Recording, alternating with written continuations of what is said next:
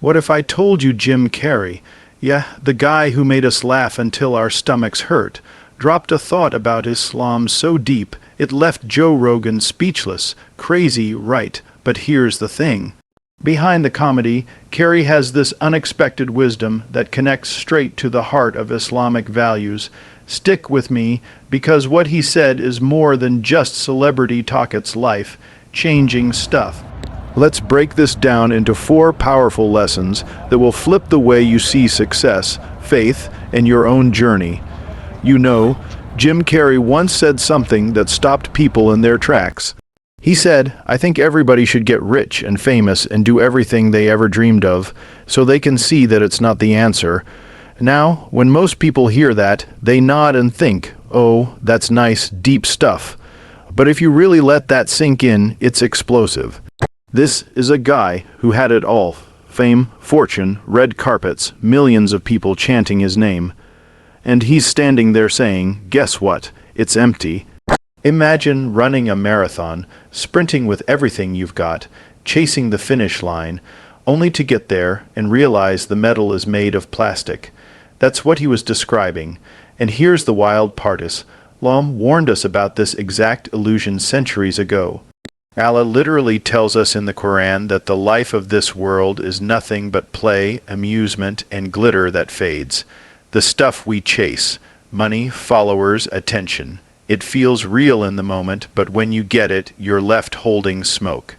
Jim Carrey hit that realization after climbing the ladder of Hollywood success, but we've been given that wisdom before the climb even begins. It's like having the answer key to the test before you even sit down. But here's where it gets personal. Look at how society runs. Everyone's on the hamster wheel. Grinding, scrolling, comparing, hustling. If only I had that car, if only I had that job, if only I had her lifestyle. And then someone like Carrey comes along, someone who reached the peak of that mountain, and he's yelling back down, "Guys, there's nothing up here." Yet we don't stop climbing. Why? Because the illusion is seductive. The world tells us that the next paycheck, the next promotion, the next viral post will finally give us peace. And peace is exactly the one thing it can't buy. Islam redefines the scoreboard. Success isn't how many commas you have in your bank account.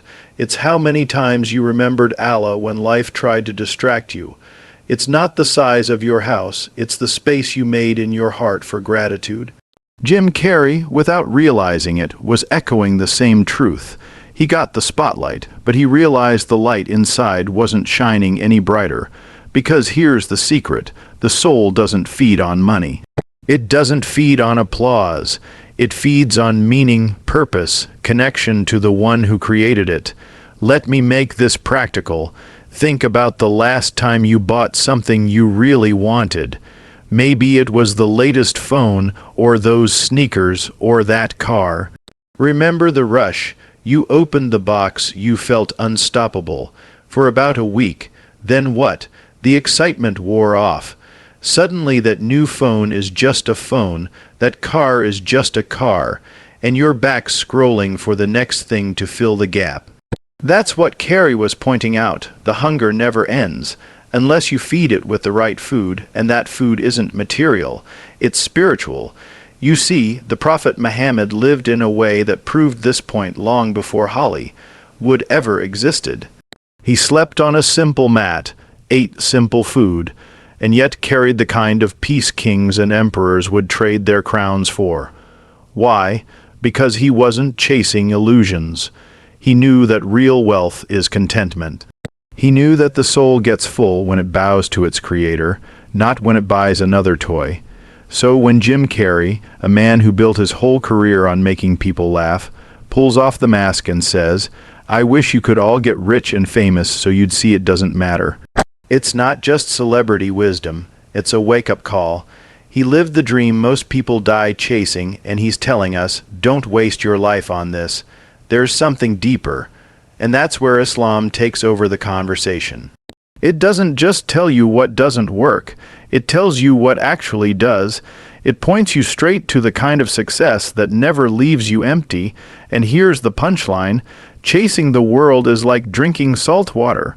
The more you drink, the thirstier you get, but chasing Allah, that's the only chase where you arrive full. You know what really blew people's minds about Jim Carrey? It wasn't just that he admitted fame wasn't the answer. It was that he started talking about surrender, about letting go of control and trusting something bigger than himself. Now pause for a second. This is Jim Carrey, a guy who spent his life making faces, cracking jokes, being the master of control when it came to comedy timing. And yet, when the lights dimmed and the laughs faded, what did he discover? That no matter how hard you try to steer your life, you're not really the one driving. He said that he stopped fighting against life and started trusting the universe. Now, sure, that's his way of putting it, but doesn't that sound almost exactly like what Islam teaches? At its core, Islam literally means submission, handing over your illusion of control to Allah, the one who actually knows the script.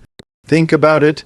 How many times in your life have you planned something perfect, mapped it out, timed it, worked your fingers to the bone, and then, bam, it fell apart? And how many times have things worked out in a way you never saw coming, almost like the pieces just rearranged themselves? That's not chaos, that's divine design. Islam has this beautiful concept called tawakkul, trusting in Allah after doing your part. It's not about sitting on the couch waiting for miracles to drop from the sky. It's about working hard, hustling with all your energy, and then saying, "Ya Allah, the rest is yours." That's powerful, because once you realize you're not in charge of every twist and turn, life gets lighter. The stress doesn't vanish, but it stops owning you. Jim Carrey, in his own way, stumbled into this. He said, "I don't make the brush strokes. I just show up to the canvas." And when I heard that, I thought, Subhanallah, isn't that what we've been taught? You don't write the story, you play your role. You move your feet, but Allah decides where the path leads. And the more you surrender, the more free you become. Let me put it this way. Imagine carrying a backpack filled with bricks everywhere you go. You're exhausted, sweating, struggling. Then someone tells you, "Hey, you don't have to carry that. Hand it over." But you clutch it tighter, insisting, "No, it's my responsibility." That's what we do when we refuse to surrender. We're carrying weight that was never ours to carry. Jim Carrey realized that. He admitted that the moment he stopped forcing life to go his way was the moment he found peace. That's tawakkul. That's Islam. And it's not weakness. A lot of people hear the word surrender and think it means giving up. No, it's the opposite. It's like swimming against a powerful current. You're flailing, choking, panicking. Then you stop fighting and suddenly you float. The current carries you. That's not weakness. That's wisdom. You finally align yourself with the flow that was there all along. And think about the times in your own life when you fought hardest to make something happen, only to end up burned out and broken. Maybe it was a relationship you forced, a career path you clung to, or a dream that just wouldn't materialize no matter how hard you pushed. Then, the second you let go, doors opened somewhere else. That's tawakkul in action. That's the hidden hand of Allah guiding you to something better than what you thought you needed. Jim Carrey may not have realized he was echoing the message of the Quran, but that's what he was doing. The Quran says, "And whoever relies upon Allah, then he is sufficient for him." That's not a poetic line, that's a guarantee. It means if you lean on Allah, you won't collapse. You'll bend, you'll stumble, but you won't break. Because he's carrying what you can't. And here's the irony. The more you surrender, the stronger you become. Because you stop wasting energy on trying to control the uncontrollable. And you start channeling it into what you can actually do. That's why people who trust Allah deeply walk lighter. Their hearts are calm even in storms. Their faces glow even in struggles. They know who's steering the ship. So when Jim Carrey said he found peace in surrender, it wasn't just some celebrity philosophy. It was a universal truth, one Islam has been teaching since the beginning, that real strength is knowing when to let go, real wisdom is knowing who to trust, and real peace is found not in control, but in surrender. Jim Carrey didn't just stop at surrendering control, he took the next step. He used his gift. Comedy was his stage, his superpower, his way of making millions of people forget their problems for a while. And whether he knew it or not, that's one of the most powerful lessons Islam pushes on us. Whatever talent you've been blessed with, it's not just for you. It's meant to be shared, it's meant to serve. The Prophet Muhammad said, "The best of people are those who are most beneficial to others." Notice he didn't say the richest, the funniest, or the most famous. He said, the most beneficial. That flips the whole script of success. It's not about how much you collect, it's about how much you contribute. Carrey used comedy, but your gift might look completely different. Maybe you've got a way with words that lifts people when they're down. Maybe you're the kind of person who can fix anything that breaks, from gadgets to broken hearts. Maybe you're just that friend who always listens without judgment. Don't underestimate it. In a world where people are drowning in stress and loneliness, sometimes being the one person who shows up is a bigger gift than money ever could be. But here's where people get it wrong.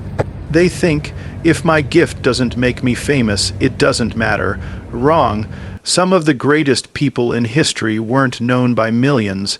They were known by one or two, but they changed those lives forever. The ripple effect is real. You might think you're just helping one neighbor carry groceries or helping a kid with homework, but who knows what that act sparks in their future? Who knows how far your ripple travels? Carrey didn't heal the world with his comedy, but he gave people a breath of relief, a smile, a break from the heaviness of life. That counts, because in Islam, even a smile is charity. Think about that. You don't have to write a best-selling book or lead a movement. Sometimes the most powerful thing you can give is your presence, your kindness, your humor, your effort, and let's be real, it's so easy to bury our gifts. Fear does it, doubt does it. What if people laugh at me? What if I fail? What if I'm not good enough? But here's the thing. You're not responsible for the outcome. You're responsible for showing up. Just like Carrey said about the canvas, you don't control the brushstrokes. You just bring your paint. You put your gift out there, and Allah decides where it lands. Now, picture this. Imagine someone who can sing beautifully, but never opens their mouth because they're shy. Or someone who understands science deeply, but never teaches it because they think no one will listen. Or someone who can cook meals that make people feel loved, but never invites anyone to their table. Those gifts die in the dark, and that's tragic, because every single one of us has something the world needs. That's why the Quran says, and do good, for Allah loves those who do good. It doesn't say, do good only if you're famous. It just says, do good. Use what you've got. Turn your gift into service. Carrey's jokes may not have solved world hunger, but for someone sitting in a dark place, laughter might have been the rope that pulled them back to the surface. And in that moment, his gift mattered more than gold. Now let me get personal. What's your gift? Don't tell me you don't have one. Everybody does. Maybe it's leadership. Maybe it's kindness. Maybe it's resilience. Maybe it's just showing up when everyone else walks away. The world doesn't need you to be Jim Carrey. The world needs you to be you. The you Allah created with a unique set of skills and experiences nobody else has. The tragedy isn't failing. The tragedy is never trying. The tragedy is locking your gift away because you convinced yourself it wasn't big enough, bright enough, or glamorous enough. The reality. Even the smallest act, when done sincerely, can echo louder in the heavens than the biggest performance. So take the lesson. Jim Carrey used his gift to bring joy, and Islam tells us to use ours to bring benefit. It doesn't matter if one person claps or a million people clap. What matters is whether Allah smiles at what you did. Jim Carrey admitted something that very few celebrities ever dare to say out loud. He confessed that even at the height of fame, surrounded by cameras, interviews, and fans chanting his name, he felt empty. Imagine that for a second. The dream every kid grows up wanting, the spotlight, the awards, the red carpets. And when you finally get it, you realize the light is shining on you, but nothing is shining in you. That's the kind of honesty most people avoid, because it shatters the fantasy the world sells us. But Carrey didn't just live the dream, he exposed it. That emptiness he talked about is exactly what Islam has been warning us against. The Prophet Muhammad said, Allah does not look at your appearance or your wealth, but at your hearts and your deeds. Translation: the outer spotlight doesn't matter if the inner light is gone. You can have the crowd cheering for you on Friday night, but when you're alone on Saturday morning, if your soul is starving, no applause can feed it. And let's be real, this is something all of us feel, not just celebrities. Think about the last time you achieved something you worked so hard for. Maybe it was finishing school, landing a promotion, or finally buying that thing you'd been saving for. At first, the rush was incredible, but then what? The feeling faded, and suddenly you were already chasing the next high. That's the emptiness Carrey was describing. It's like standing under a spotlight on stage, but backstage, the room is pitch black. Islam teaches us to flip the perspective. The real spotlight isn't the one shining down on us in this world. It's the one waiting in the next. Imagine standing before Allah on the day of judgment and hearing him say, "Well done." That's the applause that never fades. That's the light that never dims. Everything else, temporary flashes. The Prophet once drew a line in the sand and said this life compared to the hereafter is like dipping your finger in the ocean. Whatever water sticks to your finger, that's dunya. The ocean is akhira. Carrey figured out that the stage lights are just drops of water, and they evaporate fast. Now here's the kicker. People will sell their piece for that temporary spotlight. They'll sacrifice their health, their families, even their values, chasing a glow that burns out in minutes. But the inner light, the one fueled by sincerity, prayer, kindness, and serving others, that's the one that carries you long after the cameras stop rolling. That's the one no human can switch off because it's lit by Allah himself. Look at history. The people remembered most deeply weren't always the ones in the spotlight. They were the ones who lived with integrity. Think of figures like Abu Bakr, Umar, Uthman, Ali. May Allah be pleased with them. None of them had flashing cameras or social media followers, but their light was so real, so powerful, that it's still illuminating hearts over 1,000 years later. That's proof that the inner spotlight outshines any outer one. Jim Carrey realized that fame can't fill the void, because the void was never meant to be filled with people's attention. It was meant to be filled with Allah's remembrance. That's why you see celebrities with millions of dollars and millions of fans still battling depression, addiction, and loneliness. The spotlight outside doesn't heal the shadows inside, and Islam gives us the cure. Keep polishing your heart with hikr, with prayer, with acts of sincerity. That's how you switch on the real light, the one that carries you in this world and lights your way into the next. So let me ask you, where's your spotlight? Are you chasing the one that burns out, or are you building the one that lasts forever? Because when the curtain falls, the likes and the claps won't matter. What will matter is whether your heart was lit when you met the one who gave you that heart in the first place. And that, right there, is the only spotlight worth chasing.